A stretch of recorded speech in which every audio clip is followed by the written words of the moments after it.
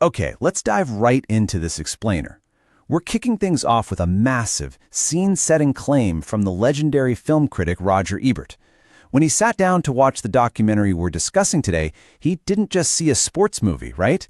He saw a definitive, unfiltered American story. Welcome to The Explainer. Today, we're unpacking a truly high-information documentary investigating the 30-year legacy of hoop dreams.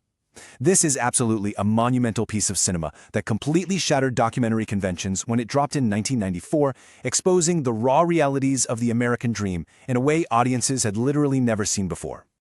Here's our roadmap for today. We'll look at a monumental piece of cinema, the 250 hours of reality behind it, the ghetto playground, the historic Oscar snub, and finally, life after the dream. Starting with Section 1, a monumental piece of cinema and its critical pedigree. We really need to establish the sheer weight of a project that, incredibly, the filmmakers originally just hoped would land a decent half-hour time slot on public television. I mean, you know you've struck gold when heavyweights like Spike Lee and Ava DuVernay are actively championing your project. During the New York Film Festival, where, by the way, Hoop Dreams was actually the first documentary ever to close the festival, Spike Lee went out of his way to crash a dinner just to meet the families involved. That kind of industry respect elevated the film way beyond mere low-budget sports fluff. And all that critical buzz, it translated into massive real-world numbers. The film went on to become the highest-grossing documentary of its time, pulling in over $11 million worldwide at the box office.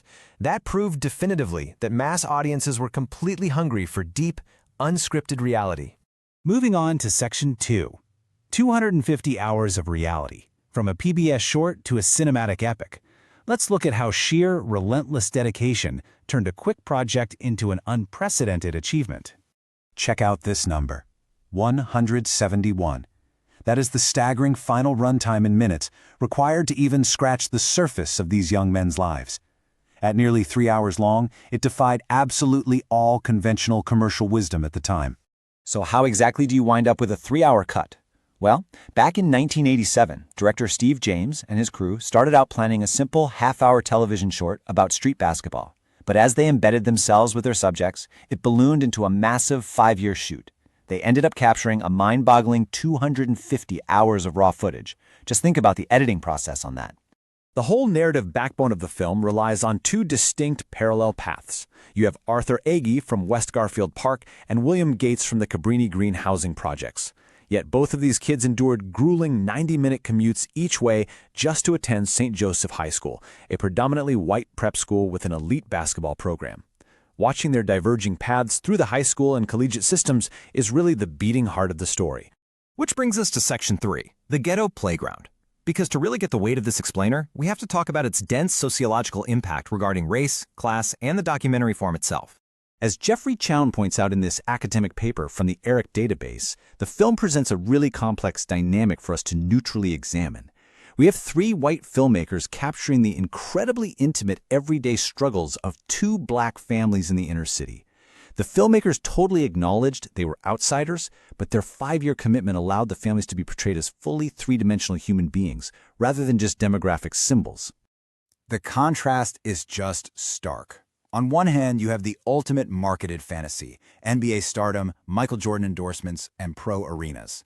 But on the exact same timeline, Arthur's mother, Sheila, is just trying to keep the lights on with a $268 a month welfare check, all amid neighborhood violence and struggles with teen pregnancy.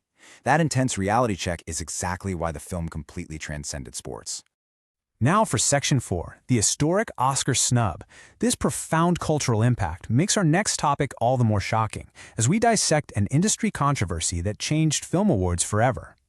It literally begs the question, how on earth does a film universally hailed as a masterpiece, a movie that won the Audience Award at Sundance and basically defined the decade, completely miss a Best Documentary nomination at the Oscars?